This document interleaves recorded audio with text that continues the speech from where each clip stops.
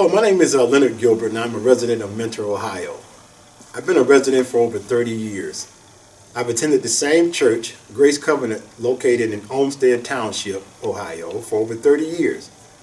The church holds to the 1689 Baptist Confession, and I'm truly thankful that God led me to a church that is well grounded in the doctrines of grace. However, I want to make it clear that any comments that are made within this video are exclusively my own and do not represent the specific views of any church. With the current condition of our country, it saddens me to see what is unfolding before my eyes. But at the same time, I'm energized by the fact that God has been gracious enough to provide the tools, which is His Word, to get us out of the turmoil that we've created. The Bible is more than just a collection of stories. It is God's story of how He operates and what He expects of His people. Whether we realize it or not, we are a communist country. Now I want to make it clear. Communism is a religion, and it is in direct conflict with Christianity. And if we are naive to believe that this was not by design, then we will have a hard time trying to get back on the right narrow path, especially since the abnormal has become normal. But there are many ways in which I can tell you how communism has become a way of life. I can provide you with many good resources to help you develop a good, solid understanding of the tenets of communism. But my focus at the moment is to describe where we are as a society and a nation, and why it is easy for communism to survive and flourish. In a nutshell, we've become an ungodly society, an uneducated society via public education, and we have an impotent church, which in essence is theologically bankrupt. This is a recipe for disaster and judgment. God says in His Word in Psalm 9:17, "The wicked shall be turned into hell, and all the nations that forget God." When we think of hell, we typically think of fire and brimstone.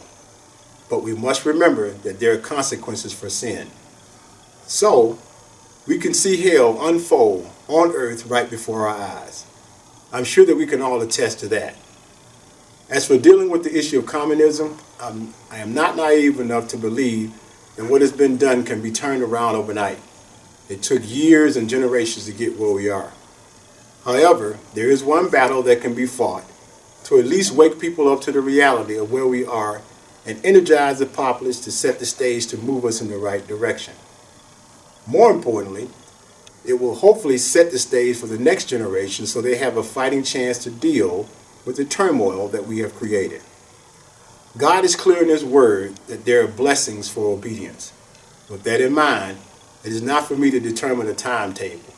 We do things for the glory of God and not for ourselves. Any solid confession of faith or catechism will state that the chief end of man is to glorify God and enjoy Him forever. Psalm 115 states, "Not unto us, O Lord, not unto us, but to your name give glory, because of your mercy, because of your truth."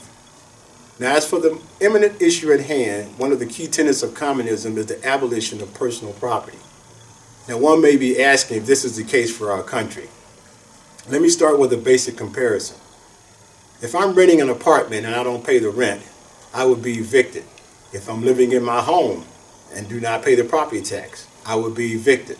So what's the difference? Now, as opposed to saying that this is a law, let's look at this from a biblical perspective. Just because something is legal, that does not make it right. Let's start with the basic question, who owns the property? Is it the family, the civil government, or God? Now, a Christian can easily answer that by reading Genesis 1:1. In the beginning, God created the heavens and the earth. Psalm 24, verses 1 through 2, states the earth is the Lord's and His fullness, the world and those that dwell therein. For He founded it upon the seas and He established it upon the waters. The next question is, who's responsible for managing the property? Is it the government or the family? God designated that responsibility. If He gave it to the government, then this could lead to a discussion about property taxation. But in Genesis 2:15 it states, "Then the Lord God took the man and put him in the Garden of Eden to tend and keep it." It was clearly not given to the government. Now let's move up the hierarchy to the national level, where we look at Israel as a nation. When God promised the Israelites their own land, which was referred to as the Promised Land, they were told to go in and take possession. He gave Moses specific instructions on how he was to divide the land. When we look at Numbers 26 verses 52 through 53, it states that then the Lord spoke to Moses, saying, "To these the land shall be divided as an inheritance, according to the number of names." Now we move into the area of property ownership because they had never owned land before. If you read further in Numbers, you'll see that the property was an inheritance to the families so they can enjoy and develop it for future generations. The land was not given to Moses or the government. So that implies it was never to be taken away from them. So if they were taxed on the property that they own, that would be outright theft. It is a direct violation of the commandment that thou shalt not steal. Not only is it stealing, but the tax is illegitimate. In addition to theft, we're also breaking the 9th commandment, which forbids bearing false witness by lying to someone, by giving them the impression that they own it, and we're taking the money for the public good. And it also violates the 10th commandment, which forbids coveting. That is a desire of someone to take someone's property. When you sum this up, any tax, if left unpaid, that can leave someone homeless is immoral. Ezekiel 46:18 states the following: "Moreover, the prince shall not take away any of the people's inheritance by evicting them from their property. He shall provide an inheritance for his sons from his own property, so that none of my people may be scattered from his property." Now the reality is that the property tax becomes the rent the government charges us to use what they falsely claim is their property. Anyone who stops paying their property tax is going to quickly find out who really owns the property in the sight of the government. How important is property ownership? R.J. Rushdoony, in his book entitled Law and Liberty, states that every attack on private property is also an attack on the powers of free men as well as their liberty. When a man is secure in the possession of his property, he has an area of liberty and dominion which is beyond the reach of any government. If no man or government or state can reach in to tax and confiscate his property, man can enjoy true liberty and great security, whether he be prosperous or poor. My path forward, along with many other Christians and patriots, is to lead a citizens' initiative to draft and materialize an amendment to eliminate the property tax. Our group is called Citizens Against Property Taxes. I have the privilege of partnering with the group Lobbyists for Citizens, led by Brian Massey. In closing, there's one thing I want to make clear. I'm not opposed to paying taxes. It is only reasonable that if the government is providing an essential service, that I have no problems paying that tax.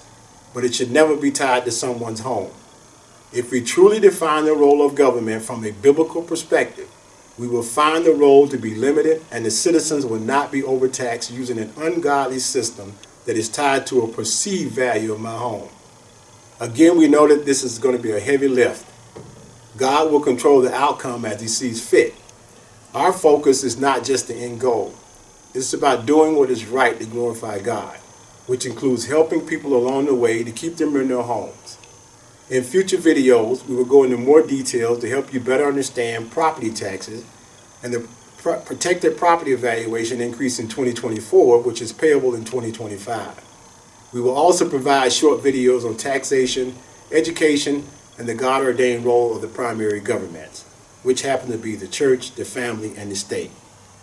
Before closing, I do want to recommend a book that is a short read and will help you to understand the roots of communism and how it has infiltrated our nation.